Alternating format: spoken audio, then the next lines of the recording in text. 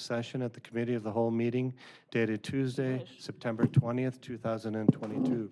We are now back into open session, and we're going to move forward with discussion on the 2023 proposed budget overview. All Ms. right. Sullivan Murray.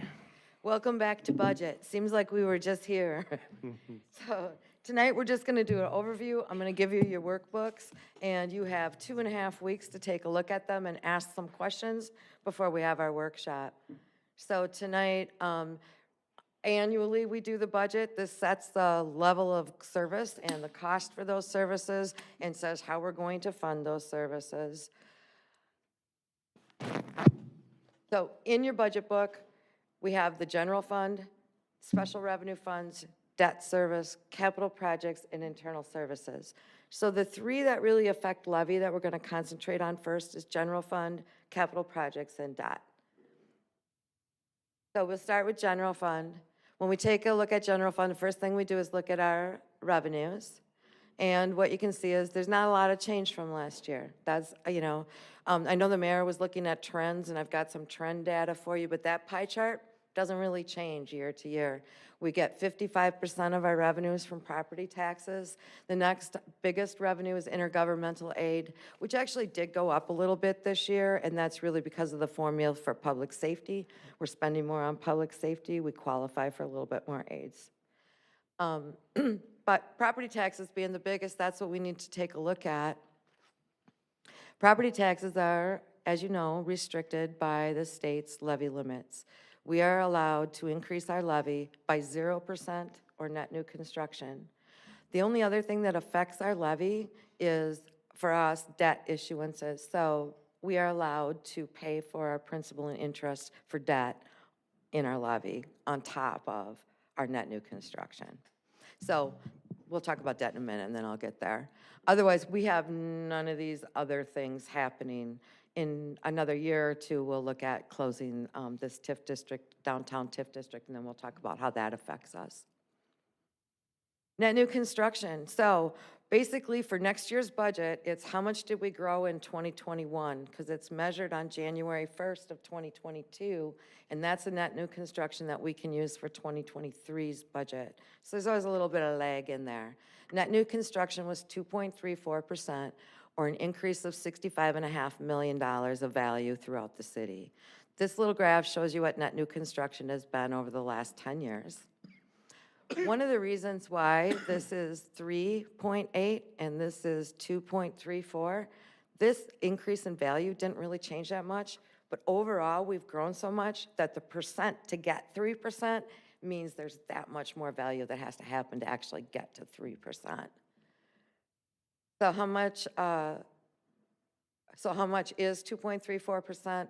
That equates to $250,744 more than last year on our, $12 million budget.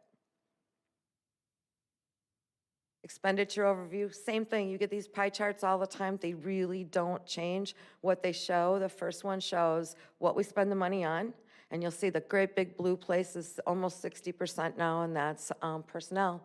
And that's mainly because we're service industry, so it's the people here that are providing the services for the citizens, more so than the supplies we buy or, that kind of thing. And then the second pie chart is who spends the money by department. And of course, our biggest one is public safety. So public safety and fire together are about 41% of our budget now.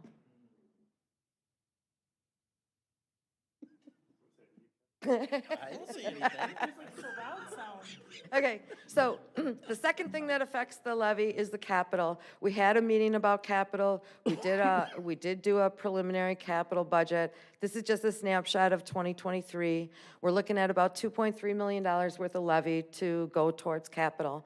The other changes that we made this year was the use of $600,000 of ARPA funds and $430,000 worth of fund balance. And the reason that we're doing that, we're trying to catch up. We've been behind. We're trying to get some things ordered now because of the supply chain issues that we're having and because of the inflation. And then there's debt. So we take a look at debt. We are still considered a low debt community. We use about 26% of our legal debt capacity. And when you look at that, the side, on the side, the very last two bars, you've got TIF debt and water utility debt. So neither one of those two are covered by levy. They're paid, they have their own revenue source for debt. So the general fund part of debt is really just over half of the debt that's out there. The other, about half, belongs to the water utility and the TIF district.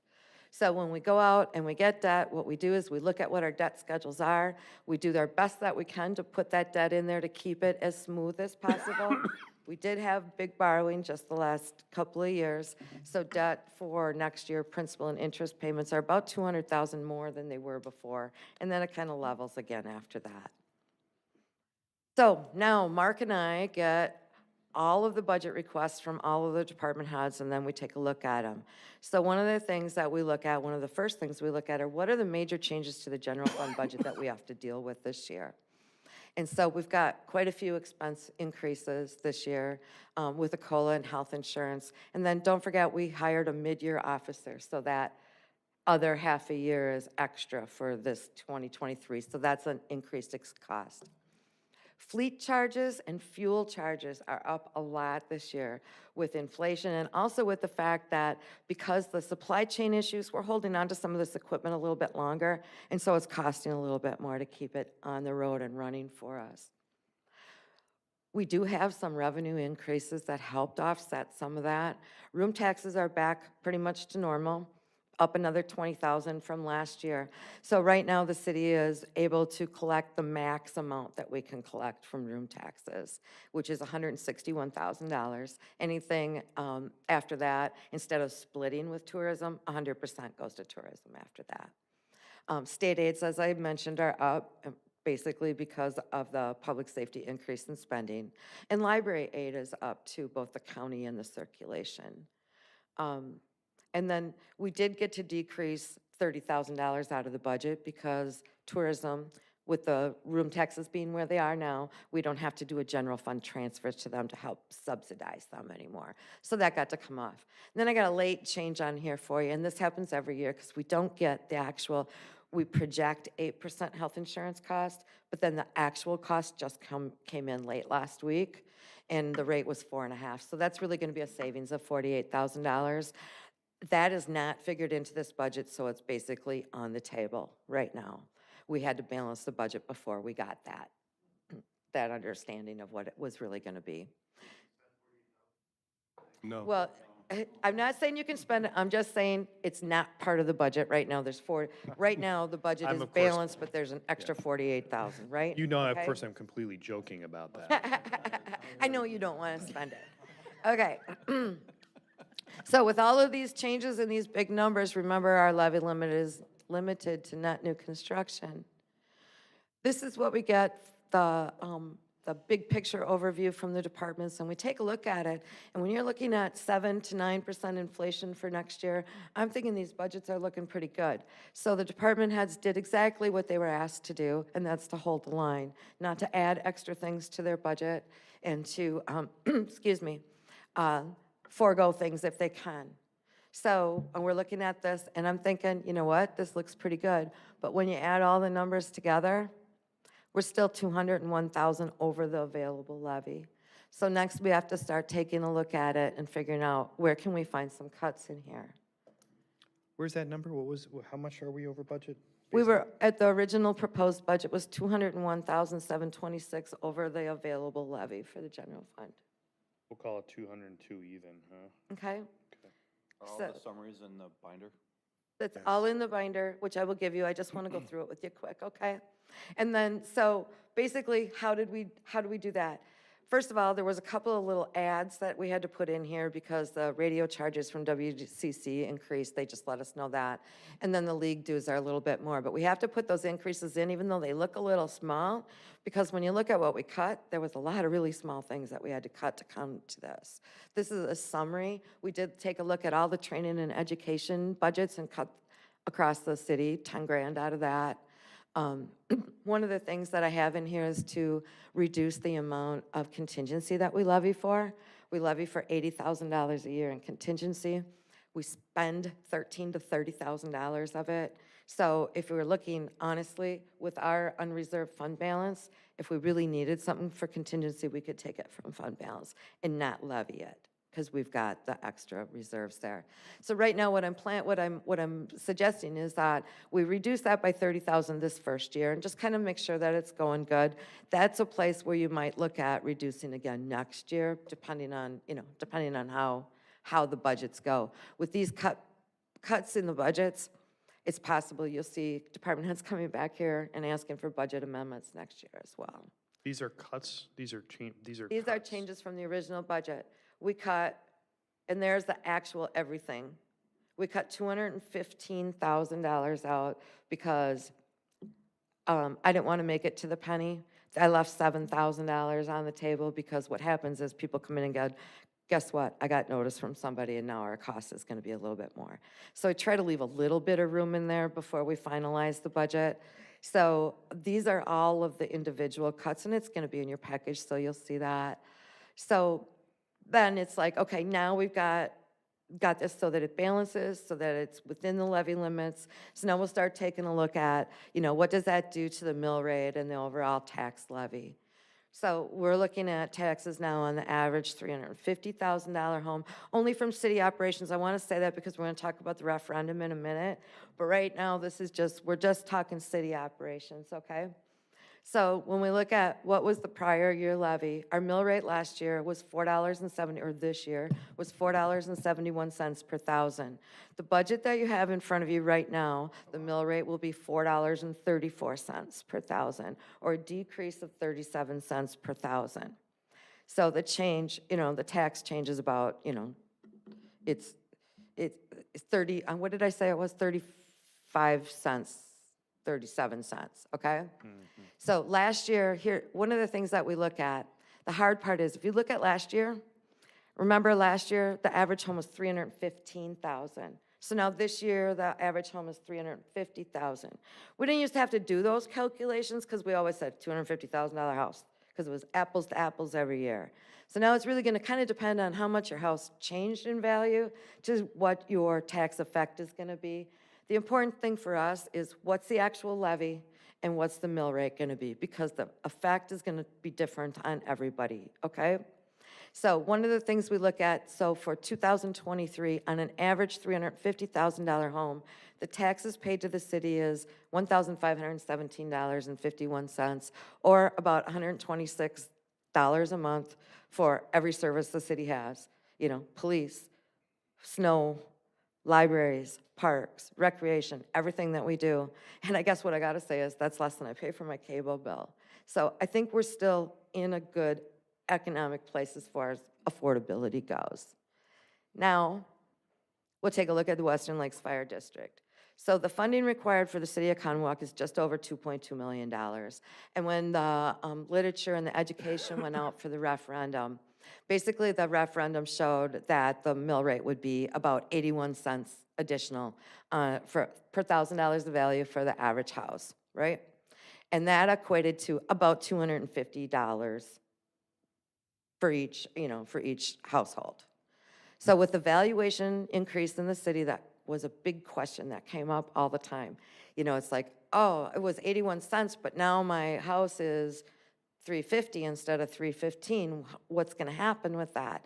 So basically what happens is the mill rate for the Western Lakes Fire District referendum went from 81 cents per thousand to 72 cents per thousand. And if you take that on the $350,000 house, it comes out to $253.08. So it really is, since that $2.2 million didn't change, the valuation will change the mill rate to make the effect the same as it was before, okay?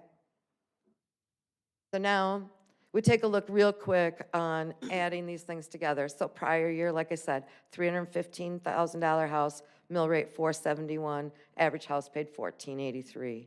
This year, $350,000 house, we're looking at mill rate for the city at $434, and then the $1,517. Add in the referendum on that $350,000 house. The fire referendum adds 72 cents. We subtracted 37. The mill rate effect is 35 cents. So not 72, with the city part going down 37 cents. The overall effect is 35 cents per thousand. Understanding that that's the same effect as it was before because your house is worth more than it was before. So we're still talking $253 for the fire department and about $34 for the city's portion. And then I've got it in all kinds of pretty numbers for if you want to look at the numbers. And that's in your packet, because I always break out, how much of the levy is for that first number's general fund, and then the capital, and then the debt service, just so you can see. And then what's the mill rate on all of those different sections. So that's in there for you if you want, but otherwise, it's basically the same numbers. It's just presented a different way. So, and just in case people want to know, how can they calculate what their tax change is? Well, first of all, you have to wait till we finish the budget so they get an actual mill rate. But right now, really that new mill rate with the fire, we went from 471 to 506. So you take your assessed value that you just got in April and divide by 1,000 and multiply by 506, and that's your 2023 city amount. Check your 2022 tax bill to see what the change is. We did the math on a few of them. We were taking a look at, and I just lost my math. Here it is. Other side. And it's gone. All right, well, I remember it because I just put it together. So what we did is we took a look at 3 different properties in the city that all are at that 350,000. But one of them was a 9% increase to get to 350, one was a 12% increase to get to 350, and one was a 15% increase to get to 350. And honestly, that's why I'm saying everybody's gonna be a little bit different. 12 was the average. So the 9 is a little bit less and the 15's a little bit more, but between the 3 properties, the range there was about $60. So low for the one, higher for the other, and then the other one, the one in the middle is, the 12% is the kind of average. So that's what I'm saying, it's gonna be all over the board. So really what we have to look at is, what are we levying and what's that mill rate gonna be? Right now, you have a balanced budget, other than the 7,000 that, we cut just a little bit more than the 201, and now the news of the $48,000 savings.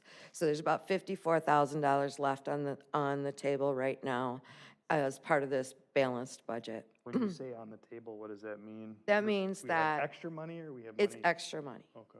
It's extra money. So, I mean, I know there's people out there trying very hard to find a way to fund another police officer this year. That $54,000 could go towards a police officer, because that's sustainable money. Are we allowed to ask questions real briefly or no?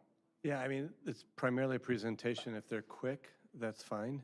Well, yeah, I mean, it We'll is, go through this, I want everybody to have a chance. yeah, to I mean, it's review it. relatively quick. It's just, you're proposing, based on this, that we fund the referendum at 100%, which is what we are. But my understanding from the fire department is that we're only gonna be funding 60% the first year. Yeah. There's only gonna be a 60% budget increase next week. So we'll have percentages of money left over. What do we do with that extra money? Can we reduce our capital spend with the fire department with that? Yeah, so what we want to look at right now is, first of all, there's not a budget approval for Western Lakes Fire District. Right now, what we're hearing is that they will do 60% the first year, an additional 20 the second year, an additional 20 the year after that. As you know, or maybe don't know, but if we do the referendum amount, we have one time to put it on the tax bill. We can't do 60%, 20%, 20%. So if the thought is that we're going to go to the full 100% or the full $2.2 million, we need to put that on this year. So if we only pay 60%, the other portion, the other 40%, basically goes into a fire reserve fund that can only be used for fire, okay? And that, I think the thing that, as we get going on the budget a little bit further, with Brad's budget, and then I can put the numbers out for you. But what we're thinking about is, with that dollars that are in the reserve fund, that'll help us not have to increase levy spending in the future when they're raising another 4% or another 5%, that we can use that and use it all towards fire to help stabilize our levy for fire I'll have to do the math on how many years, but several years after. And all those details will go into great depth at the workshop in Yeah. 2.5 weeks. So you just got your books. We will talk about this again on October 6th, the committee of the whole at 6 o'clock. That's a Thursday. You should have it on your calendars. And then we'll have another budget workshop on the 11th, which is a Tuesday, that following Tuesday.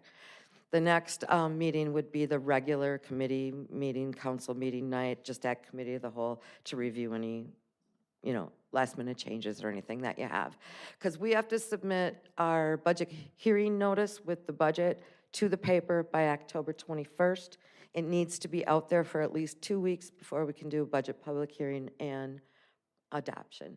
Will there be food, cookies, or coffee supplied on October 6th? Should somebody bring a coffee? Yeah, let's talk about that. We can do something. All right, so I need to show you the budget. We do need book. snacks. Right. Show you the best way to look at this. First of all, you got a copy of my PowerPoint. Then I gave you these legal pages here. So on the legal pages, if you look at this, what this is, what the big book is, all the details, what makes up every account, all the narrative from all the departments. What this is, just the line item budget, okay? And it'll show you what the budget was in 2020, 2021, 2022, and what the proposal is for 23. At the end there, I'll show you the dollar amount difference and the percent difference from last year's budget.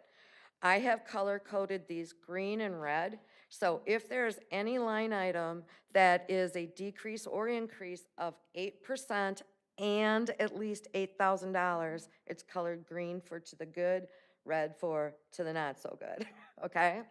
Now, the reason I did it this way is because sometimes you can have an 85% increase and it's $300. So I didn't want to be calling all of that. You can look at anything you want, but I'm calling to attention the ones that are over $8,000, okay? I have also written little explanations on the side, but these note lines, they're for you.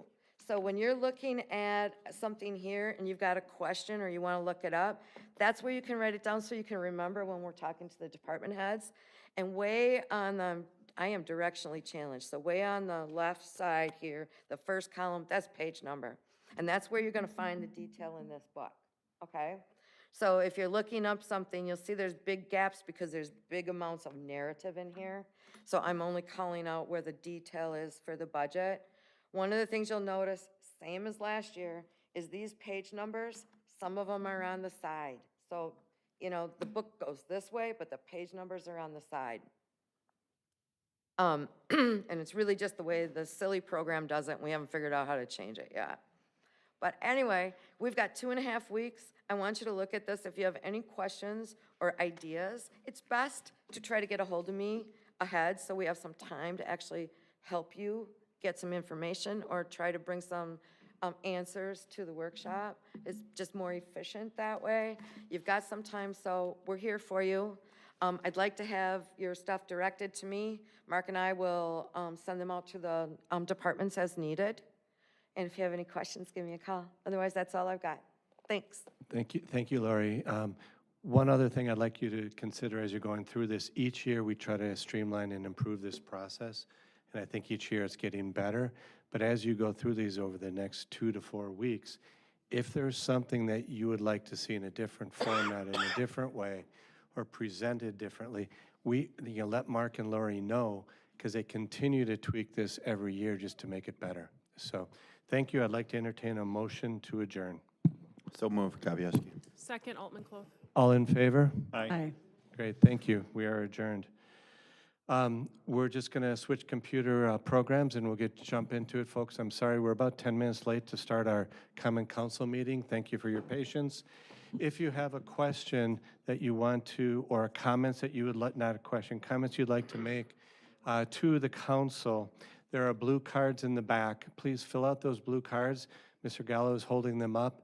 And during that part of the agenda, that's item 6, we welcome you to come and share your comments. It's not a two-way dialogue. It's an opportunity for you to share with council your opinion. We limit the time to 3 minutes. So if you're getting close to 3 minutes or after 3 minutes, I'll just try to politely say, hey, can you wrap it up?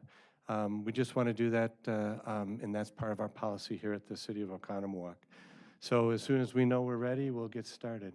Are you ready? Here. Okay.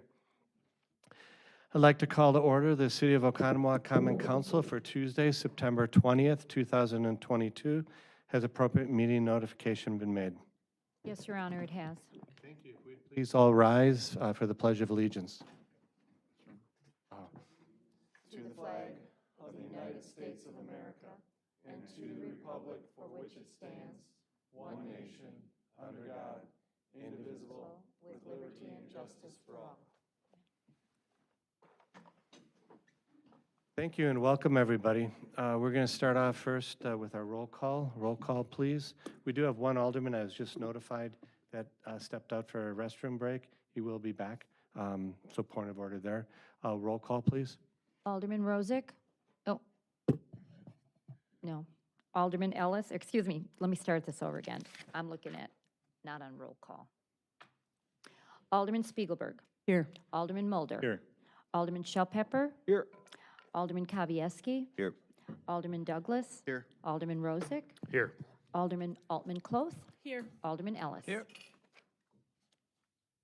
Great, thank you very much. We're going to move forward to our public hearing and open our public hearing. We'll have an initial overview from our city planner, Mr. Gallo. The public hearing, the purpose is to hear public comment on the proposed zoning ordinance text amendment that creates 17.117, which officially codifies previously approved planned development overlay districts by placing the PD zoning districts into the zoning ordinance. The ordinance also removes certain planned development overlay districts that were approved and either not constructed or are no longer required the PD overlay designation. The intent of the ordinance is to remove approved planned development zoning overlay districts at the city official zoning map and that may have not started or are no longer needed by the planning department designation. Mr. Gallo. Thank you, Mayor. Common Council, we have a application that staff is bringing forth to you tonight to codify certain plan developments as well as repeal certain plan developments. What a plan development is it's an overlay zoning district that this body creates. It provides some flexibility in return for some public benefit. Currently, there are 26 planned developments within the city, and we started doing this back in 1996, so it happens to be 26 years ago, so there's about one per year is what we average for planned developments. There's also been 11 amendments, so certain planned developments get approved and then they get amended throughout the year. So there's actually more than 26 PDs that we've discussed over these years. So where are these planned developments? Well, we put a map together showing all 26 planned developments. They're in all 4 districts. They cover a lot of different land uses, and we'll talk about that in a minute. But these are all 26. You can kind of see they're throughout the entire city limits. So as you heard during the announcement of the public hearing, we'd like to remove unnecessary planned developments. What does that mean? Well, we'd like to remove some that have not been constructed and are still on the zoning map. Then we'd like to place the ones that we still need into the zoning code. And then we'd declutter the zoning map by taking those away as well. So out of the 26 that this city has approved, we'd like 17 of them to remain. We feel that out of those, these 17 were built and they need the PD for various reasons. If it's a setback issue of Our Savior's Church from the water, or if it's Lakewood Estates that put duplexes, this is an actual duplex, in a single family zoning district. You know, so there's different things. There's densities, there's setbacks here. This is a sidewalk. You can see how close the preserve at Prairie Creek is. So there's 17, and you can also see the different land uses too. These range from a single family home to churches to multifamily development, as well as commercial and elderly housing here, Berkshire. So there's a lot of different land uses, but all of these 17 are needed. And we'd like to actually put those in the zoning code, so when someone calls me up and says, what are the specific requirements of of Journey 21, for example, we can say, well, the ordinance is right here in the books on our website. So the ones that would remain would look like this. It would be still throughout the entire city. Then we're asking for 9 of the PDs that were adopted over the years to be removed from the zoning map and officially repealed by this ordinance. We did adopt an ordinance back in July that allowed us to repeal it upon 30-day notice, which we said, well, it won't come in September, but or it can't come in August, but it can come in September. So here we are tonight. I did give the 30-day notice to these 9 and tell them that we would be looking at potentially repealing them and conducting a public hearing. Lexington Square condos, the density is no longer an issue there because the change in code. Blue Ribbon Shops was never built. The hospitality campus, only one thing was built, the Staybridge. The others were not built. Pabst Farms, there's 2 of them out there. The first one that General Growth Properties submitted in '07, and then the Pabst Farms Retail Center that's currently on the books, and we'll get into that one a little bit. The Meadows at Rosenau Creek, that was built as the preserve at Prairie Creek. This was one that was done by Belinsky prior to Wangard. 1227 Robrook Drive was never built. Franklin Street Lofts was never built. And then the Rockwell Village at Fowler Lake wasn't built, but then it came back as Fowler Lake Village, and that was built. So these are the 9 I would like to remove. I think some of them are quite obvious. They could be removed from the books. If these would be the ones that would be removing. Now, you may have a question about that Pabst Farms Town Center. There's a history with this. In 2008, we approved this area and we amended this half. This is 165 acres, and this is what it looks like so far to date. The Fleet Farm is right in this area. That's the only thing that was built out there. I don't, it's been 2014, now it's 2022. It's been 8 years, nothing else has been built. The world has changed in 8 years. Retail has changed. I don't know if we're gonna get this much retail. The PD that was from 2014 was in your packet. I just wanna talk a little bit about that.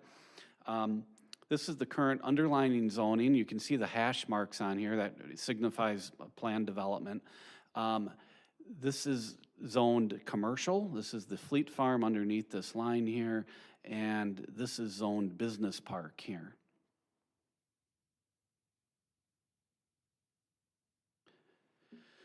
The PD, the Pabst Farms Town Center, PD 2110, it was amended in 2014. It covers 165 acres.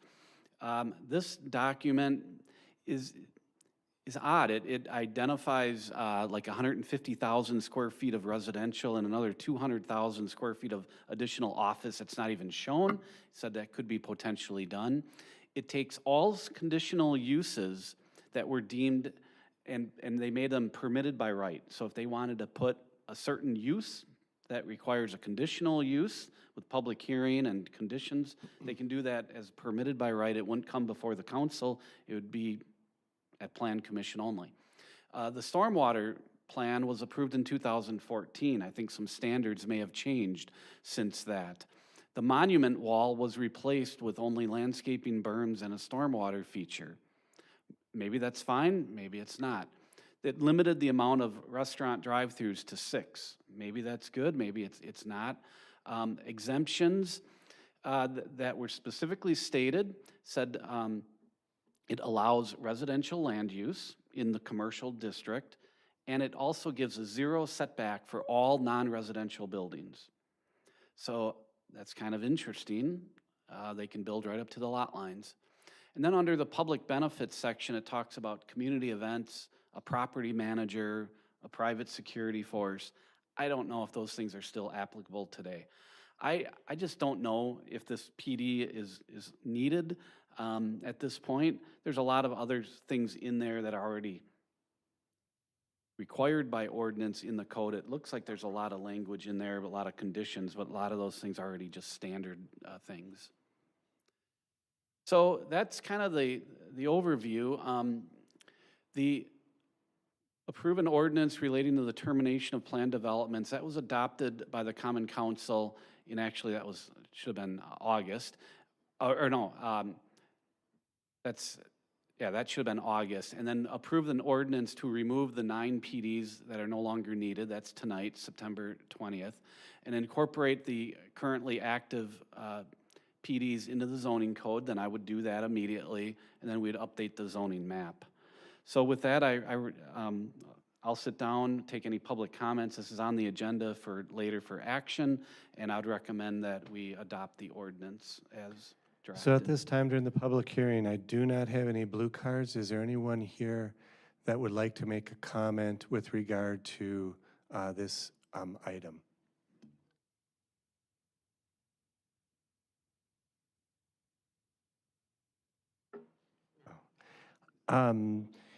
Does anybody have any comments for this public hearing at this time?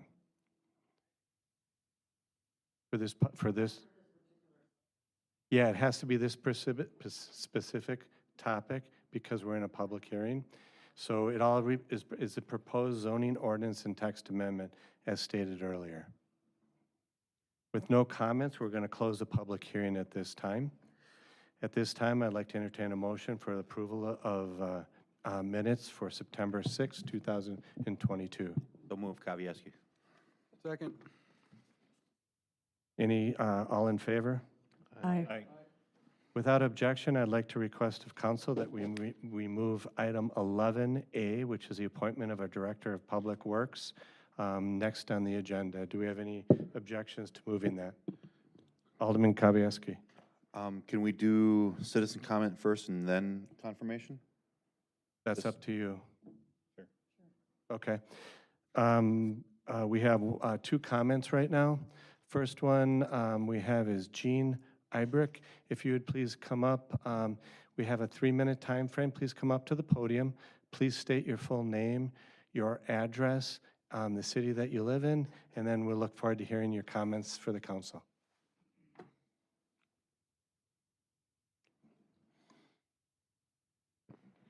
My name is Jean Ibrick, and I live in Oconomowoc, the city of Summit.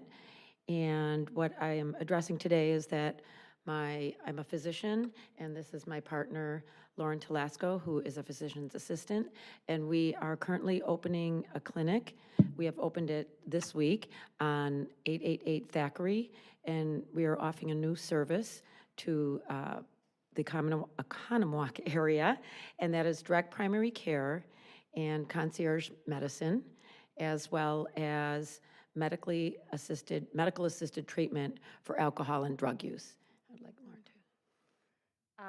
to. I'm Lauren Telasco, physician assistant. We're very excited to be offering this new type of primary care. So it's called direct primary care, where patients pay a monthly membership fee and they have access to Dr. Ibrick and I 24/7, no wait times, and they get longer and higher quality appointments. We're super passionate. We both have experience treating opioid and alcohol addiction, and we just want to be like a one-stop shop, I call it, for our patients, where they can be treated for high blood pressure, migraines, alcohol addiction, opioid addiction. We're here to break the stigma in the community and everywhere, and we're just very excited to start. So I hope you all, thank you for having us, to Lou. Consider us. It's a great new model for medicine, and we just want to be available for the community. So if you guys have any Well, ideas, let us know. Yeah, welcome to the community and huge needs, and thank you for coming to the council to share it with all of us. Did you have another comment? I just wanted to say, along with what Lauren said, is we do offer this to businesses as well. So individual businesses can contact us, and we can offer the direct primary care as well as helping with the alcohol and drug abuse problems. So thank you again. Okay. Welcome to the community, and we look forward to hearing more. Thank you. Next up is Jill Belargian. Jill, if you could please state your name, your address, and city in which you live.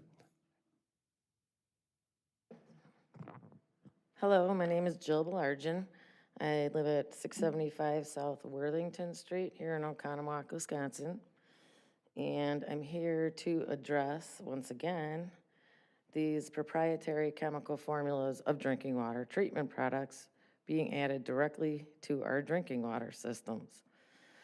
I initially, on August 16th, stood before this council requesting time to be put on the agenda so I could open up this discussion into these proprietary chemical formulas of phosphate blends. I told you I was requesting time to be put on this agenda, so it would afford me the necessary time I need to unpack the enormous amount of evidence I've collected that proves just how toxic these phosphate blends are and these fluoride, excuse me, and this fluoride is that's being added to our drinking water. I also have been, I wanted this community to realize that they are being dosed with something, even our DNR has no idea what's in these chemical formulas. And I think it's our right to visit this subject and for the community to know this and decide whether they choose to have their water dosed with chemicals that are unknown to us. And I was, like I said, hoping to meet with this council or a committee to discuss everything that I have learned about these chemical formulas. And up until about 4:30 this afternoon, I was being ignored for this request until Mr. Fry left a message on my phone saying that he was not going to allow me to speak for more than these 3 minutes. I would not be allowed to bring this matter to the council for an open discussion, just to discuss this matter. And nor was I going to be allowed to be on a committee to discuss this with council members. So I'm wondering why this is. And I also was brought to my attention that when I did try to speak to some individual aldermen, like here's a response from one of them. It says, "Jill, thank you for contacting me. As I've indicated in previous emails, I've been asked by our city attorney and city administrator to refrain from discussing this topic with you. You should direct all your inquiries regarding this issue to our city administrator and city attorney, copied above. Thank you." So not only are you not allowing me to have any council time, you are directing people to not discuss this matter with me on a personal, even have a conversation with people of this council regarding these chemical formulas. And I don't understand that. Well, I really didn't understand that until you and I spoke on September 2nd, and you admitted to me that you were the one that pushed for these phosphate blends to be injected into our drinking water systems. This is where I think there's some bias in your decision. And if we could kind of to wrap it up, we're at about 4 minutes. not allow me to speak about these and not allow this community to know this. See, I will wrap this up soon, but I do expect an answer as to why you are railroading this discussion when you can schedule all kinds, hundreds of hours of time to discuss hundreds of thousands of dollars being spent on projects like parks and what have you. But you cannot afford any time. And these parks are being used by some of the people in this community some of the time. These chemicals are people in this community, all people in this community are being exposed to them all of the time. And I think Jill, that they have a I right appreciate your comments, to Jill. decide what's being put in We're their close drinking to water. 5 minutes. I'm trying to give you as much time. And I think we hear you. If you could wrap it up, I would appreciate it. I would like to wrap this up by asking for time from this council to discuss these proprietary chemical formulas that we are all being exposed to. No, I appreciate your comment, and they are hearing that, and that's part of public comments, and so thank you very much for your comments. Thank you. I do not have any further blue cards or sheets for anybody that has public comments. Are there anybody else that would like to make any public comment? Without seeing any additional comments, we're going to move on to 11A unless there's an objection to move forward with Director of Public Works. Okay, we'll move on to mayor appointment with per council approval for a new Director of Public Works. I'm going to turn that over to Mr. Fry. I don't think we should do this. No, no. Tony, I'm sorry, Tony. I'm thinking Tony Posnick, sorry. Jason, Jason, if you could come up to the podium, please. I'm very pleased to announce and introduce Jason Herzog to the Common Council. Jason is a citizen of our city. He's lived here for about 6 years. He brings to the position a wealth of experience that he's gained in the 2 communities that he's worked in, the city of Racine and then also the city of Brookfield, where he, has amassed over 20 years of experience, mainly in the engineering areas, but he does have operational experience.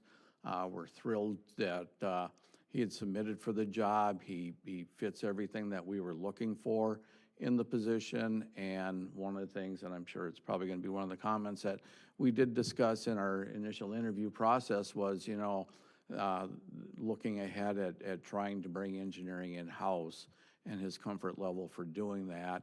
And so we felt that Jason is the perfect candidate for this position, and the mayor has brought his appointment forward for confirmation tonight.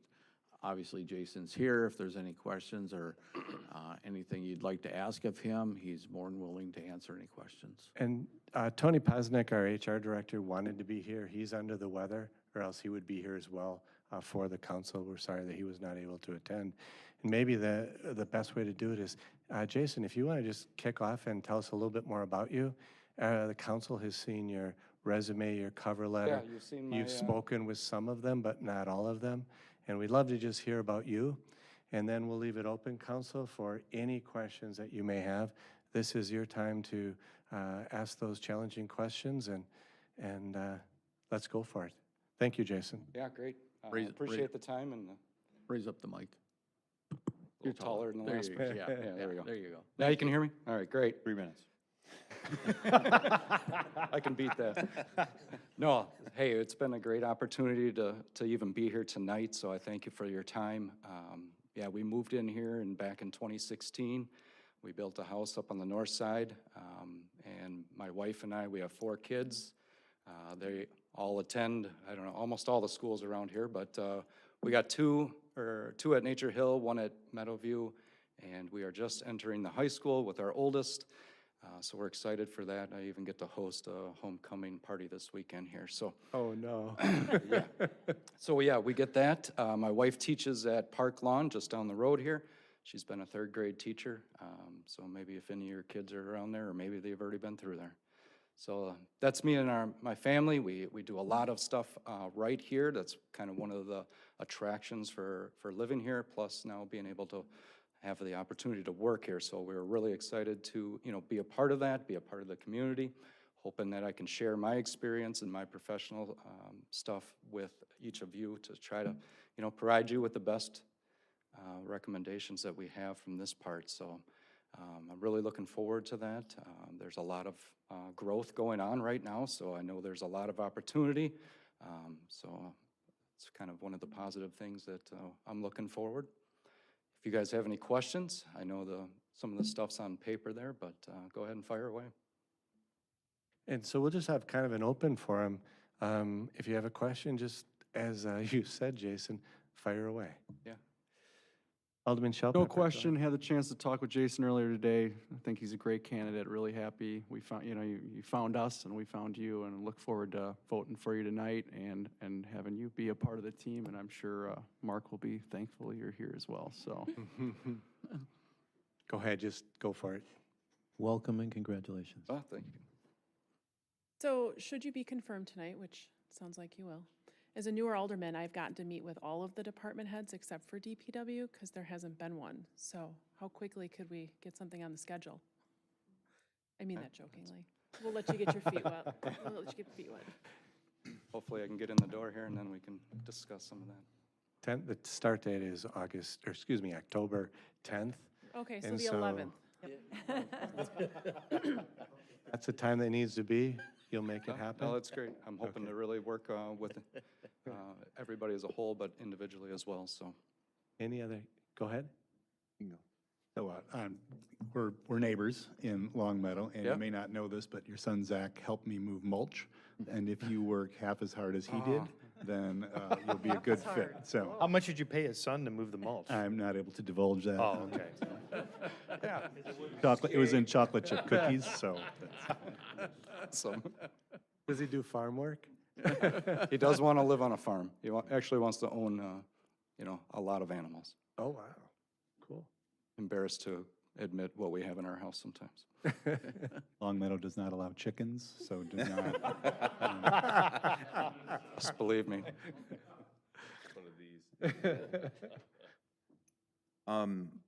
I got a chance to talk to you yesterday for a pretty good chunk of time, and I appreciate that. 5 hours?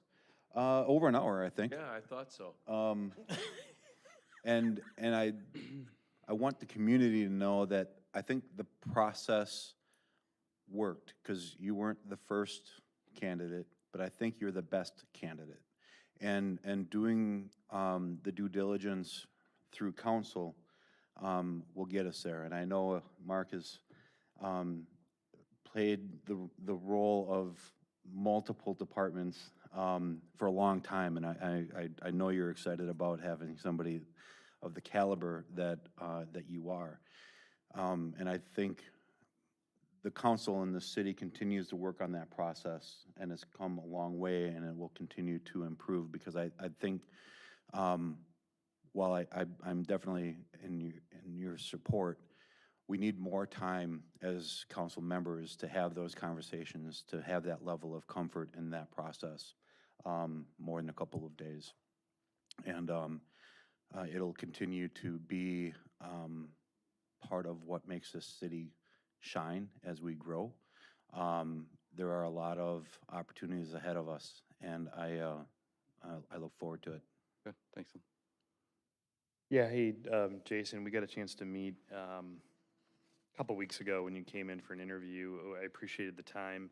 As you know, one of the things I pushed many years ago was to change our description of DPW in the future to someone with an engineering background, with the goal, probably 5 or 6 years ago or more, to move into maybe an in-house engineering, or at least some oversight of our outside engineering, because we do spend a lot of money in engineering. I do have at least one or two serious questions. One, would you feel comfortable, again, not on October 11th, but at some point overseeing, 1 or 2 other engineers under you, maybe a civil engineer or some other type of construction management kind of function for the city? Would you feel comfortable doing that, or do you do that now? Yeah, I have 4 construction inspectors, and that's kind of my lead role, is to oversee all construction that the city of Brookfield really has out for the public improvements. So that would be very right in my wheelhouse, if you would, kind of being comfortable in that level. I've been practicing engineering for 20 years, and I think maybe 13 or 14 of them with a professional license. So the design work would be there. Definitely the evaluation would have to be really hold the value, right? So I think what we would like to probably do as a community is review this, and I would trust that you guys would do this with any type of operation, is that you would review this and, make sure that the value is there.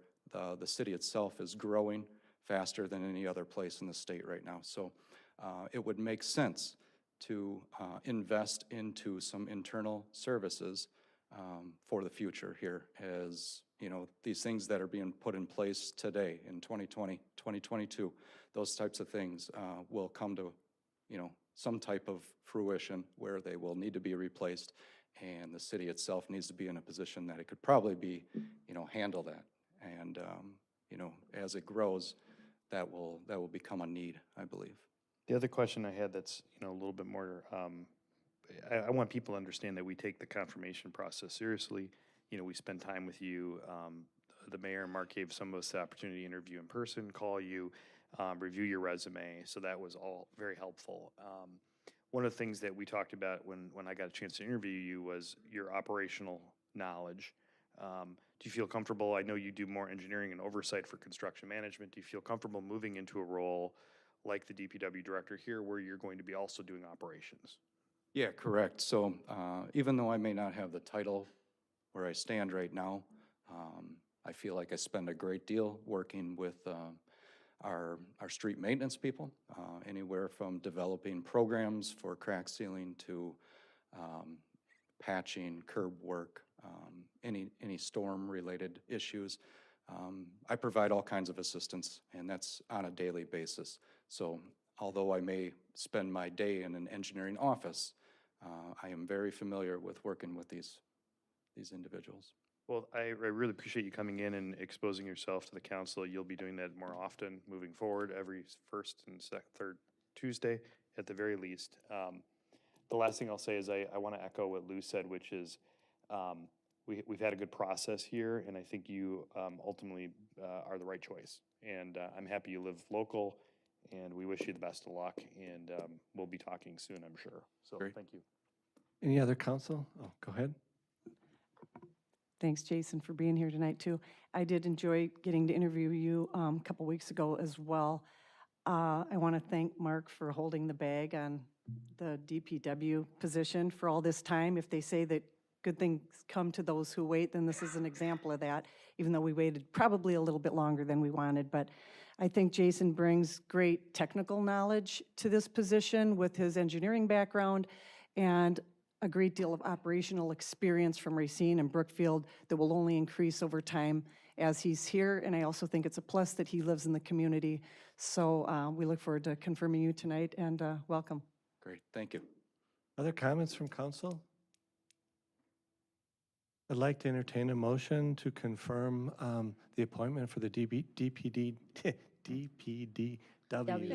director. Sorry, I get. So moved, Ellis. Thank you, guys. Any further comments or questions? Call roll, please. Alderman Spiegelberg. Aye. Alderman Mulder. Aye. Alderman Shellpepper. Aye. Alderman Kavieski. Aye. Alderman Douglas. Aye. Alderman Rozak. Aye. Alderman Altman Cloth. Aye. Alderman Ellis. Jason, welcome to the team. And you do need to try to schedule that meeting for the 11th of October. Sounds like a busy day. With Alderman Altman Cloth. All right. But I think she brought up a good point. I think it'd be great. I'd love to see you when the time is appropriate to try to connect one-on-one with everybody, because we have a very engaged council that I think brings a lot of value to you. And as you understand how we operate, then we can try to help you get the information that we need to make good decisions. For So, sure. Thank Yeah. you very much, and congratulations. All right, I encourage all of you to, contact me once we get on board. If I don't get right at you, please get a hold of me. Thank you. You don't have to deal with Jeff Chase anymore. Jeff's retiring. Item. He's still employed, right? Thank you, Jason. At least for a week or so. We're on to the consent agenda items. A couple of them have a little more meat to them. I first want to see if there are any questions before I entertain a motion. I think they're straightforward, but there's a couple there. We good?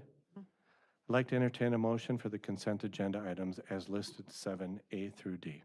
So moved, Mulder. Second, Altman Cloth. Any further discussion? All in favor? Aye. Any opposed? On to committee reports. Consider act on resolution 22-R3059 awarding construction management services for the Northeast Sanitary Pumping Station, Park Shelter, and corresponding budget. Mr. Freiberg. So this is basically the inspection for the Northeast Regional Park, lift station, bathrooms, and pavilion to make sure that the contractor is following the specifications that are written in the design manuals. So we had, I sent it out to 3 firms that said they'd have time to look at it. 2 firms replied back. Applied Technologies being the firm that was a low quote of $69,002.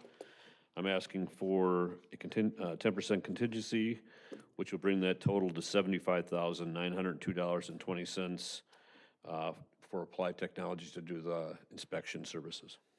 Any questions or comments for Mr. Freeber? or Alderman Rozak? Kevin, my questions will be similar to what we did in committee, which is we needed a budget amendment again on this project because it was over for the original bidding, so we needed the budget amendment to make sure we had enough money for construction management, right? That is correct, sir. Okay. And part of this project will also include the use of contingency pretty much immediately for the electrical services to the pump station and the shelter, correct? That is correct, sir. Okay. And we think we have about 210,000 in contingency, give or take, 220? Okay. We think that's going to be enough to cover the electrical? Yes. Okay. I'm in favor of the project. At this point, I don't want to, put the kibosh on anything out in this section, but this was I voted against it the first time because of how far over budget we were and how they weren't split up. And it wasn't an attempt to kill a subdivision, but it was an attempt to make it clear that that was something I just too much, it's too far over. But I think at this point, given where we're at, we have to move forward with construction management, so we have no choice. So, thanks, Kevin. Appreciate your honest answers. I'd like to entertain a motion. So moved, Kavieski. Second, Mulder. Any further questions, comments? Call roll, please. Alderman Spiegelberg. Aye. Alderman Mulder. Aye. Alderman Shellpepper. Aye. Alderman Kavieski. Aye. Alderman Douglas. Aye. Alderman Rozak. Aye. Alderman Altman Cloth. Aye. Alderman Ellis. Aye. On to our next items from the Plan Commission. Consider act on the final plat for the Arrowwood subdivision, Phase 2, located at the Oconomowoc Parkway and Arrowwood Boulevard. Mr. Gallo. Thank you. This is a final plat to create 28 single-family residential lots and 4 outlots. It's the second final plat of this development, so it's called Phase 2. The preliminary plat for this overall development containing 303 lots was approved in November of 2021. The final plat that's before you is consistent with that preliminary plat. Plan Commission did review this and they recommended approval. Staff recommends approval this evening for the final plat, Phase 2. Thank you. We also have the applicant here in the audience. If there are any further questions for council.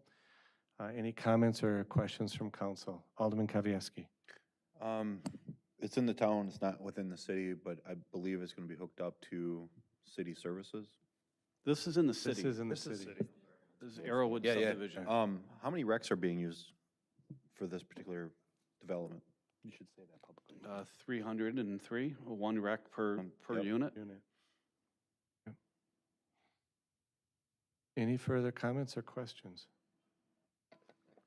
Like to entertain a motion, please. Rozak, so moved. Second, Ellis. Any further questions, comments? Call roll, please. Alderman Spiegelberg. Aye. Alderman Mulder. Aye. Alderman Shellpepper. Alderman Kavieski. Aye. Alderman Douglas. Aye. Alderman Rozak. Aye. Alderman Altman Cloth. Aye. Alderman Ellis. Aye. Next 3 items that you have, B, C, and D, are all extraterritorial, outside of the city limits. So, Mr. Gallo, if you could just start with our first one. Sure, the first one is Snyder Farm subdivision. It's a final plat to create 77 lots. In the town of Oconomowoc, the land falls within our extraterritorial plat review area. There were some minor changes from what we approved as the preliminary plat that we approved in January of this year, 2022. A couple of the changes were there's now a connection to Amy Lane that wasn't connected before. The cul-de-sacs that are in the development now have soft centers that are within an outlot. Those were not within an outlot before. And they added some divided boulevards in 2 of the roadways, entryways. The Plan Commission did recommend approval of this, and its staff recommends approval as well. Any questions with regard to this extraterritorial final plot map for Snyder Farm subdivision? Like to entertain a motion. So moved. Second. Any further comments? Call roll, please. Alderman Spiegelberg. Aye. Alderman Mulder. Aye. Alderman Shell Pepper. Aye. Alderman Kavieski. Aye. Alderman Douglas. Aye. Alderman Rozak. Aye. Alderman Altman Cloth. Aye. Alderman Ellis. Aye. Next up, Mr. Gallo. Next up is the Zeiler Land Combination. This is an application for a certified survey map on Juneau Avenue. The precise address N52 W37178 Juneau Avenue. This is located within the city's plating review area. It's being about 200 feet away from the city borders. The map combines 2 lots into 1 tax key number. This is a requirement of both the town and the county. They're asking to build a detached garage, and at that time, the county said you have to combine these 2 lots into 1. Plan Commission did review this and recommended approval. Staff recommends approval of the certified survey map in the town of Oconomowoc. Any questions or comments for Mr. Gallo? Like to entertain a motion? So moved. Second. Any further questions or comments? Call roll, please. Alderman Spiegelberg. Aye. Alderman Mulder. Aye. Alderman Shell Pepper. Aye. Alderman Kavieski. Aye. Alderman Douglas. Aye. Alderman Rozak. Aye. Alderman Altman Cloth. Aye. Alderman Ellis. Aye. Next up. Thank you. The next application on the agenda is a certified survey map located at West 1008 Concord Center Drive. This is in the town of Concord. This is a certified survey map that falls within the city's plating review area. It's about 2.4 miles away from Morgan Road, being the closest point in the city. Just so you know, our plating review area is 3 miles total, so it's pretty far away. Lands are owned by the same family. They're moving an existing lot line, so the existing well and garage will have a correct setback from the property line. You can see on the map there's a line that shows real close to the garage. That's the existing lot line, and then it is being moved over a little bit. About a ½ acre is being moved from one lot to the other. The Plan Commission reviewed this and recommended approval. Staff recommends approval this evening. Questions or comments for Mr. Gallo? Like to entertain a motion? So moved. Second. Any further questions or comments? Call roll, please. Alderman Spiegelberg. Aye. Alderman Mulder. Aye. Alderman Shell Pepper. Aye. Alderman Kavieski. Aye. Alderman Douglas. Aye. Alderman Rozak. Aye. Alderman Altman Cloth. Aye. Alderman Ellis. Aye. Our next item up is consider act on the ordinance 22-01039 to repeal certain planned development overlay districts in Chapter 17 and create 17.117 of the City of Oconomowoc zoning code to codify previous approved plan developments. This is an ordinance change. This is the first reading. Mr. Gallo. Thank you. We did give a presentation right during the public hearing. We opened it up. There were no speakers for this ordinance before you. I don't know if I mentioned that the Plan Commission did recommend this, and they reviewed it and they recommended it with a 6-0 vote. Again, in July, the council adopted an ordinance allowing us to do this tonight, allowing us to repeal. Part of that was that we give the owners a 30-day notice. In early August, I sent letters to all the property owners, giving them the 30-day notice well in advance, in excess of 30 days. I did speak with several of the owners. Pabst Farms called me, and they are comfortable with this tonight. Also, the attorney representing the Vanguard properties, they contacted me, and they had no issues with this as well. So I'm available here for any questions that you may have. I have that presentation. If you wanted to see any of the maps, I could bring that back up. Be happy to answer questions. Alderman Mulder. A question about the Pabst Farms. On the north side of Valley Road, that part of Pabst Farms, it's been really pieced out over time, and there was no plan development there, and so we had some frustration with the way that was developed. And now, if we remove the plan development from the south side, does that open us up to now more piecemealing down there because there isn't anything in place, so therefore anything can be asked, or is that not really an issue? Because now it's, again, going back to kind of an empty slate, right? It is going back to an empty slate. If you look at the boxes here, this is all called out as retail, all of these buildings right here, and I don't think there's gonna be a need for that much retail. This was supposed to be a hotel, or this one of these two. Maybe this was a restaurant here. I just don't know what this is gonna entail. I think this is gonna be changed. There's not that a demand for that much retail, and if people come in, prospective developers, and they see that a planned development and there's a specific plan that might deter development, I think you still have the control because it's owned commercial, and you know, with that, certain uses that are commercial, like let's say a car wash, that would have to come before you, but right now, under this PD, it doesn't. It would just go to Plan Commission only. So it's up to you guys. It actually gives us greater control. It gives you more control, I think. I think that This locked something in under the Common Council that was here in 2014. Or actually, it goes all the way back to 2008.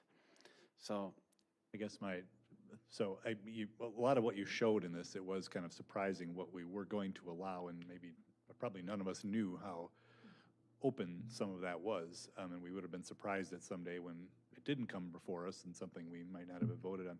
But I guess the cautionary tale of, you know, Matt, I know you voted against Hackney House, and we have other projects in there that have not come in maybe the way we'd want developed. So the next time something does come in here, it warrants having that larger discussion. So that's a little off topic here, but that's my concern, is now we have this big blank canvas that a lot of things can be imagined on. I think it will ultimately be developed as a PD. I think a new PD will come forth. It's a large area. It's 165 acres. I think any size of that is going to be divided up and probably into a PD. But will it be this PD? Probably not. Okay. But I think the council's been very clear in the last couple of years that if this landowner wants to bring something forth, you want a plan. And that's something that I believe, unless it changes, that's something that would need to happen based on what you just commented. Alderman Kavieski and then Alderman Shellpepper.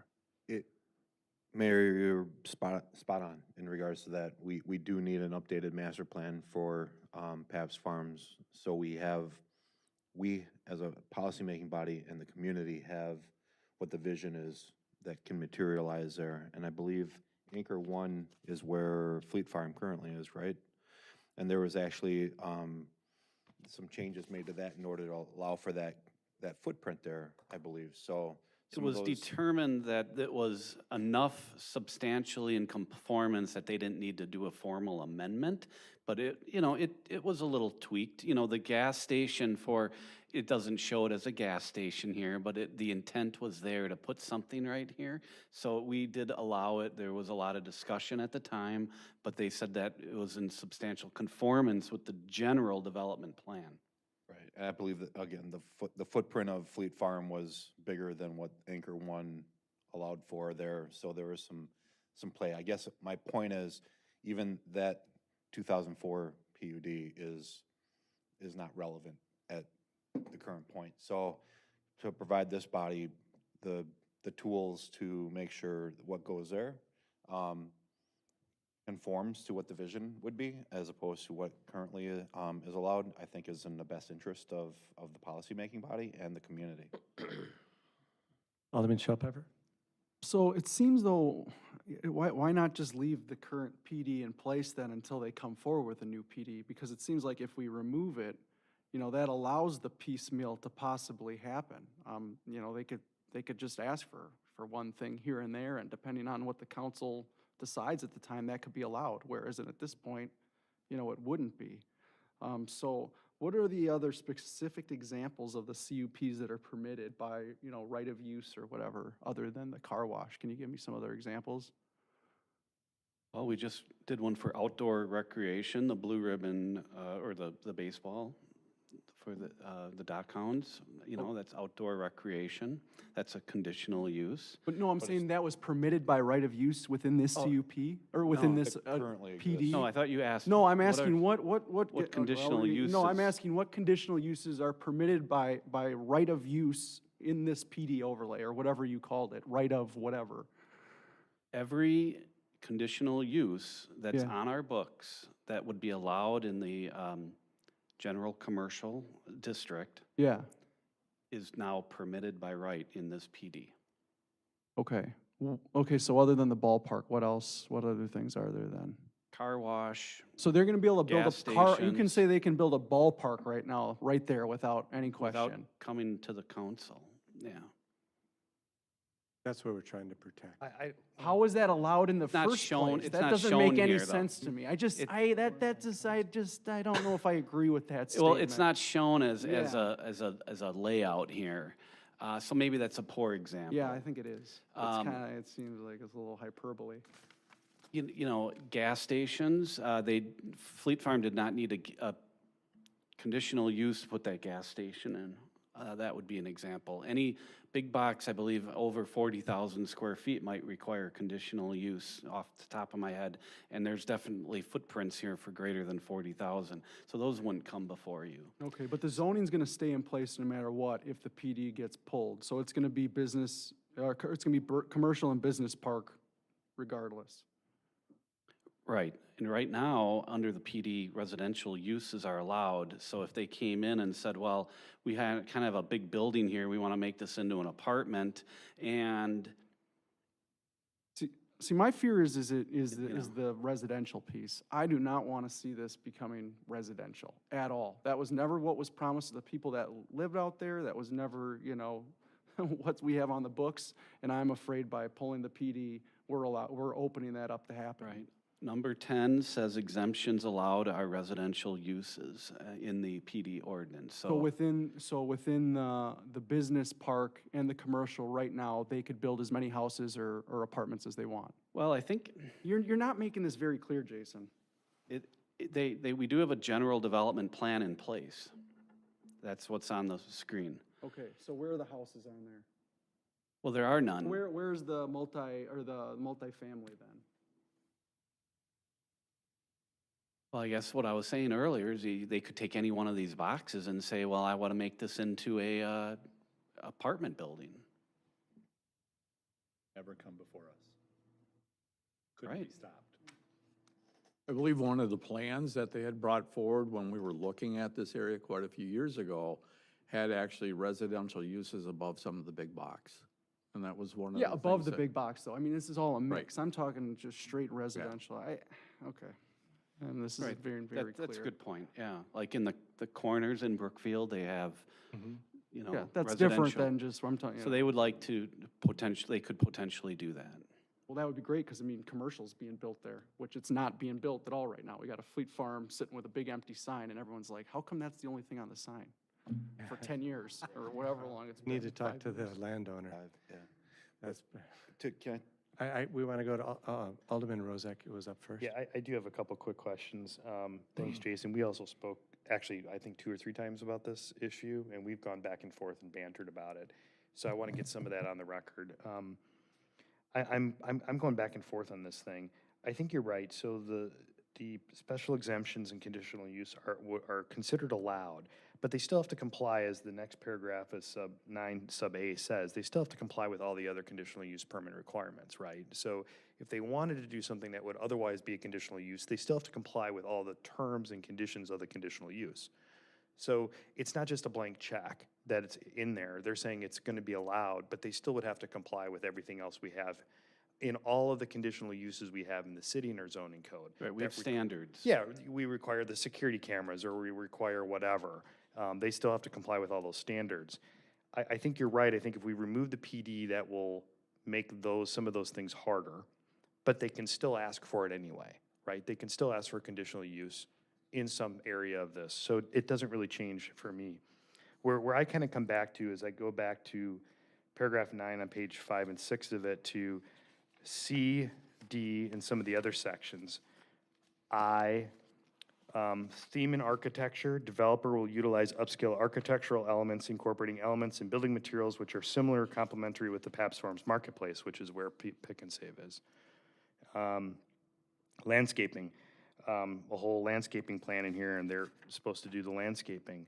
Stormwater, loading docks, entrance features, traffic impacts. They're supposed to study the traffic impacts, use pedestrian paths, which they didn't do in the other development, which we allowed them to get away with. So would you agree that some of those conditions in there do give us some rights to force the developer, if they come forward with a plan, to do those things? Earlier, I commented on that. I said there's a lot of language in here, but we already require that. I mean, the architecture design, we review architecture. You know, the traffic studies, we would be requiring those regardless. The stormwater management, the landscaping, those are all standardized zoning things that they would have to meet. If there was specific things in there that says the developer shall put 50% more landscaping than what our current code requires, then I would say, yes, I would agree with that. But that's very vague language. It says, you know, must install landscaping and upscale architecture and this and that. So really, I read through that and I'm like, there's not much in there. I tried picking out some examples of things that I thought were kind of interesting that maybe were above and beyond, like the residential use and the conditional uses were deemed permitted by right, and the restaurant, you know, up to 6 drive-throughs. So Yeah, no, that's fair. No, Yeah. I appreciate the answer, because that's what I wanted to get on the record. Ultimately, our discussions have come down to the fact that you've obviously suggested we remove the PD, that this will give us more power. I'm cautious about that. I don't disagree with you, but I see, even like in the architectural sections, I see things like developer will utilize horizontal and vertical building articulation to break up building mass, provide human scale to the project's architecture. There is some stuff. You're right, it is vague. It's poorly written. I know you didn't write this. I believe it was drafted by former City Attorney Chapman, who, after he was no longer the city attorney, went and became the attorney for Pabst Farms Development. So I understand why there's potentially vagueness in the PD overlay. What concerns me about all of this machination going on with the PD is the developer pretty easily said, yeah, sounds great, take it out. Yeah. And so that concerns me, and it's a general rule of litigation in my head is if the people that aren't getting along with us and aren't helping us want something, is there's something we're missing in this issue. And not to be nefarious thinking or just, you know, trying to be argumentative, but it seemed like a pretty easy, yeah, sounds good, get rid of it. So that makes me pause, like, why do they want to get rid of it? What do they know that we don't know? Is there some project that's on the lam or some offer to purchase out there we're not aware of that eliminating the PD will create better opportunity for them to sell the land at a premium and screw the city residents over once again on this project out there? That's my concern.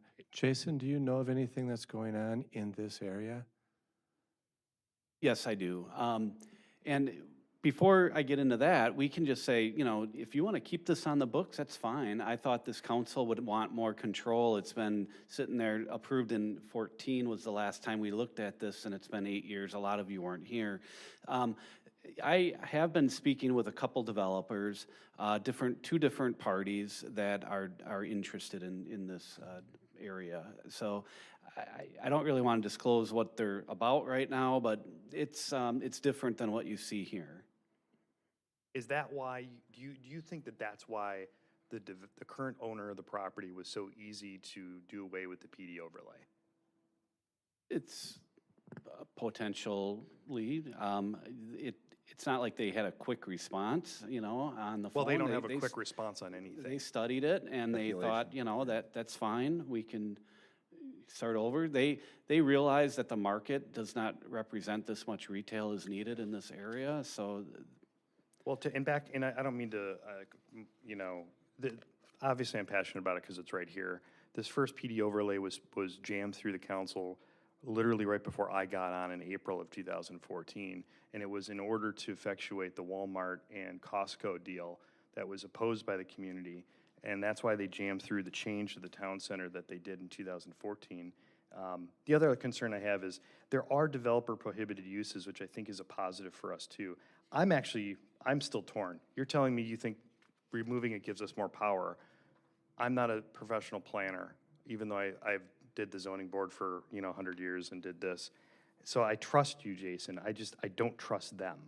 And that's where I'm coming Well, down. If that's how you and the other council feels, we can, what I would ask is that the other 8 be removed, and you direct me to keep the one on the books then, and we'll go forward. And if something comes down the road, we can rescind this one and have something new to look at. I'm not here. I do have one more question, though, on paragraph 11 on page 10, developer prohibited uses. I'm wondering if we've ever enforced portions of this. It says, including the outdoor raising of crops, plants, and trees, which they're currently doing in that area. So I wonder, I guess I'm just talking out loud, the developer prohibited uses have a lot of things that we're prohibiting. Financial institutions, banks, commercial kennels, stables, blah, blah, blah. Once we open this up to business park, a lot of those things couldn't go there probably anyway, is my guess. So I think since they've been doing the raising of crops for all those years, it's considered a legal but non-conforming use, continuation. I mean, it's zoned commercial right now, so you can't really do crops in a commercial zone, but they've been doing it for 100 years out there, so it's continued. If they would stop doing that for, 12 months or more, then they could, we could come back and then say, hey, you can't do this anymore. But that's a regular zoning issue. That doesn't have to be in a PD ordinance. So is as we sit here today, then your ultimate opinion and the opinion of whatever other city staff has reviewed this is that removing the PD will ultimately give us more control over the zoning process and the development process out there? I think it will, because of the fact that this isn't going to be built, and then you would be seeing a new plan come forward, and it would be your plan. This council is not a council from 2014. This is not going to be built. It just won't. So, and if it is,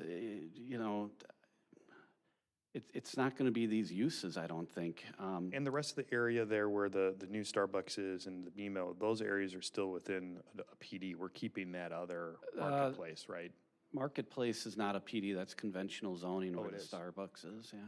Alderman Kavieski, you've been waiting Sorry, patiently. No, it's Thank you, it's Mayor. a lot of great discussion, a lot of great points, and I'm glad those occurred. I think the two things. So where Starbucks doesn't have the PUD. Correct. But then you go over to where the Brennans used to be, there was a PD there, right? Because you have to have like red roofs and all, there was some stricter requirements, I believe. No, that's conventional zoning as well. The There red was a roofs is PUD on something there. no, I take that back. It is a There's a PD. PUD There there. was a thick document Yeah. for it for Brennan's Marketplace, you're right. So ultimately, I think what the council would like some assurances on is that if this portion is left in to remove, that we have, representing the community, greater ability to get the updated master plan. Without, and it's up to us to a certain extent, right? Because we could allow that piecemealing. But if we said, you know what, I see you have something coming in here, but we could or we couldn't approve it, or we're not going to approve it unless there's a master plan. We want those triggers, we want those levers to help ensure that the master plan comes forward sooner than later. And it sounds like if the PUD, if this PD overlay is removed, by right, we're removing some of what is granted in the PD overlay, which should provide us with the ability. That's a good point. If a new development comes in, you can, at that time, remove this one, and you could say, we want it master plan before we remove this one. I'd rather have it removed and say, you don't even come before you have the master plan approved by the body. I don't think we can do that, though, because, right, Stan? I mean, if it's zoned a certain way, you basically get that right of use for that zoning. If they come forward with we have no legal authority to make them plan the whole thing. Unless they need to get a rezoning, then that takes. But they're not, right, oh, I No, guess they if you would, have you're the right. underlying zoning, they can build anything there. Right. Yes. But so it's gonna be different zoning, is that what I'm hearing? Right now, But But what's allowed in the PD overlay right now is providing them with more ability than they would normally have in a typical zone without the PD. I'm just saying that we can't, there's not gonna really be a plan if they don't want there to be a plan, Right. right? They could just do one-offs here and there, because, yeah, commercial or business park. They can one-off it all they want, as long as it, falls within that zoning. 100%. But irrespective of this PD, Yeah. if somebody comes in, presents a proposed development that is zoned properly, they have every right to build it. Yep. Right. Regardless of this PD. Well, yeah, right, but the PD provides some more specificity, right? As to what it's No, gonna be. if I own a piece of property, 20-acre parcel there, I want to bring in a warehouse that is zoned properly. Irrespective of the PD, I can build it tomorrow. Well, right, but it would have to conform with guidelines within the PD in terms of setbacks and, No. and all those other things. No. If it's zoned. So why for do we do me- PDs? What the hell's the point? Why are we doing Because these? there are things on top of our zoning Mm-hmm. that are required there. Right, that's what he's saying. So in other words, Doesn't make any sense. underlying the PD is still your zoning code.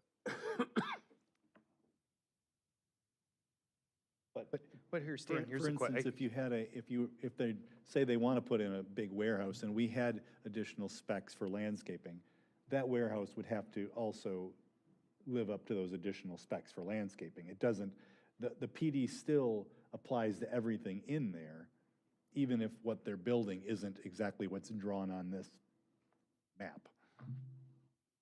That would be a fight.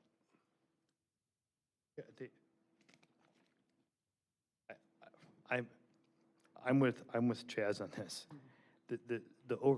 What Stan's saying is the underlying zoning is, right now, it's general commercial pursuant to paragraph 3.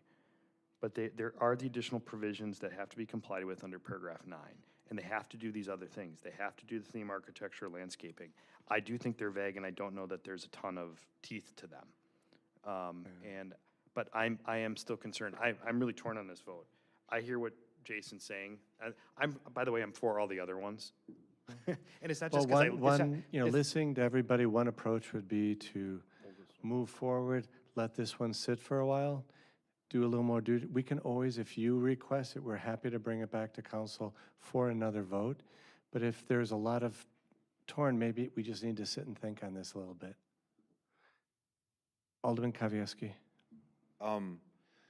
I'm not so concerned, and I guess I'm working through this as well, so I'm not so concerned about what they have as right for the basic zoning.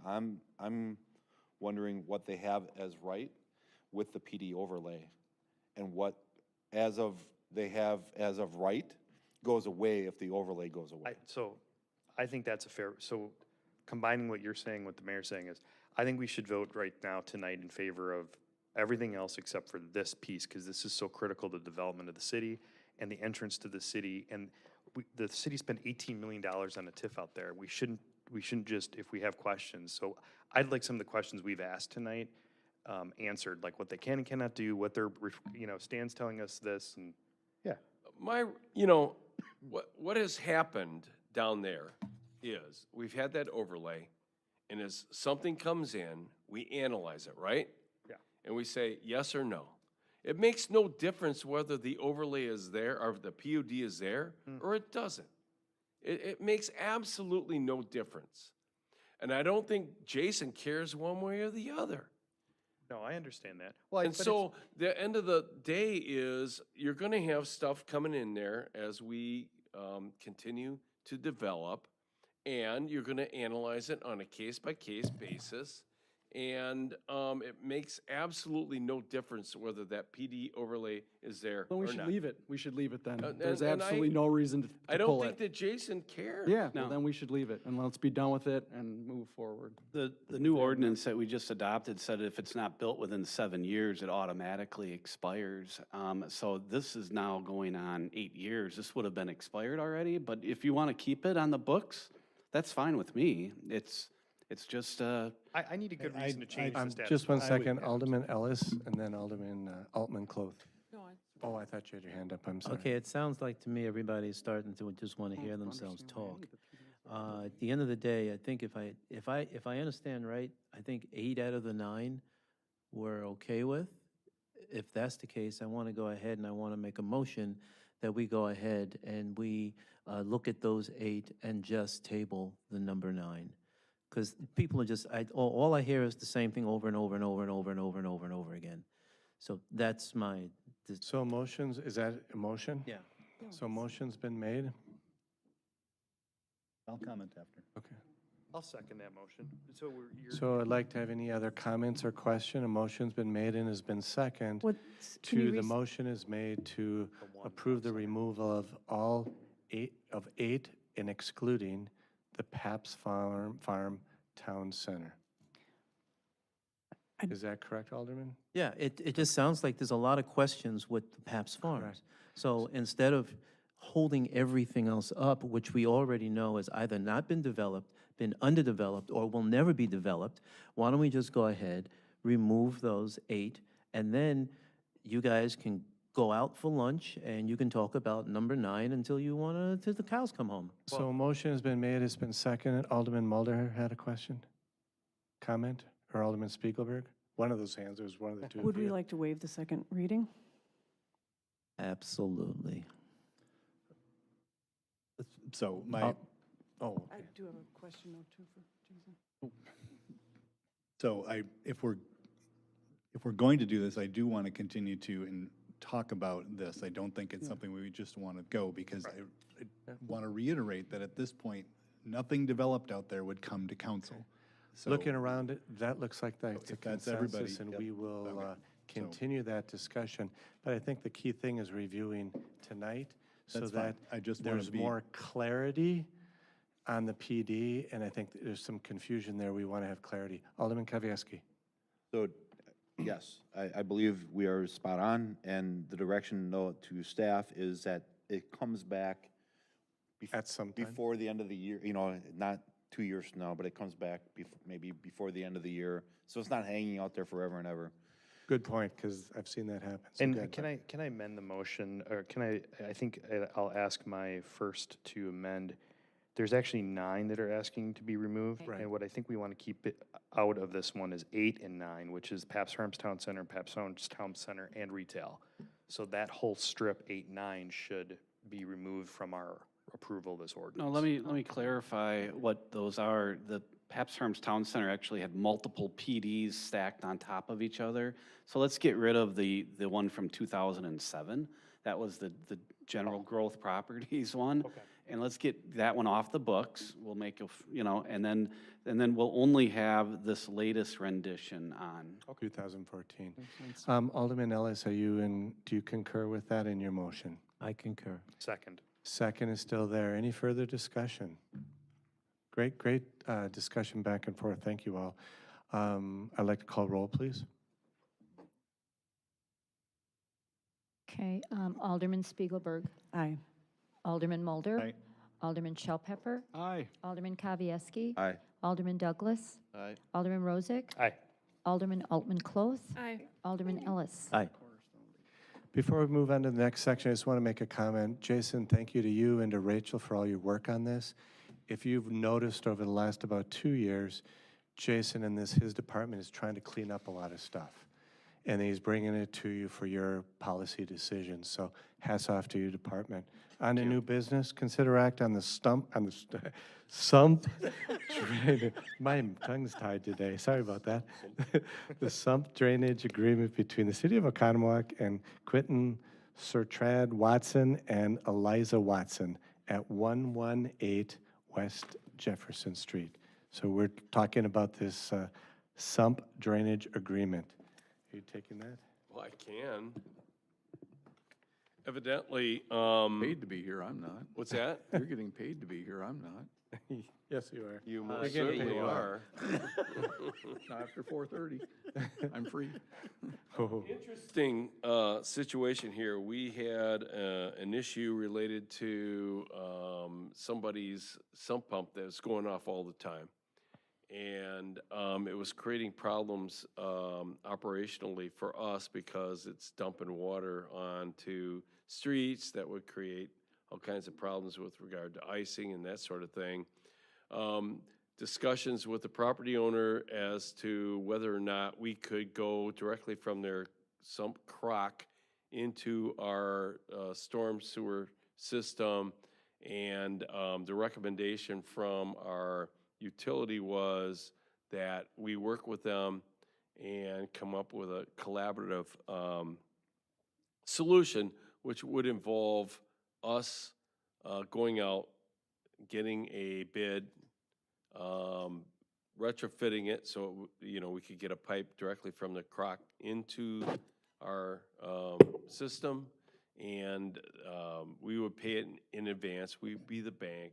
They pay us 3.8% interest or whatever it was, 3.75, and then they'll pay us back. There's an agreement that you have before you that I put together that we are authorized to do under Chapter 62, actually 66 of the Wisconsin statutes, that would have them pay us back. If they don't pay us back, it goes on their tax bill as a special charge. So trying to be proactive, trying to help people out, and that's what it is. Any questions from council? Like to entertain a motion, please? So moved, Ellis? Second. Any further discussion? Call roll, please. Alderman Spiegelberg. Aye. Alderman Mulder. Aye. Alderman Shell Pepper. Aye. Alderman Kavieski. Aye. Alderman Douglas. Aye. Alderman Rozak. Aye. Alderman Altman-Cloth. Aye. Alderman Ellis. Aye. And with no staff reports for today, do we have any reports or comments from Alderman? Alderman Mulder. Real quick, the pickleball courts are operational, and I think it was a good opening. There was probably 100 people out there. They now have over 500 members in that club, and I think they will be, I know lights are on the near horizon, and they'll be looking for more courts soon. So overall, just a really good opening out there. Good. Alderman Kavieski. We had, during public comment, the introduction of a new business into Oconomowoc that will deal with mental health, drug abuse, recovery. That issue, Mayor, you've been very supportive of. We're looking to take a lead role in working with the county and continuing to work on that. Those meetings hopefully will come up quickly.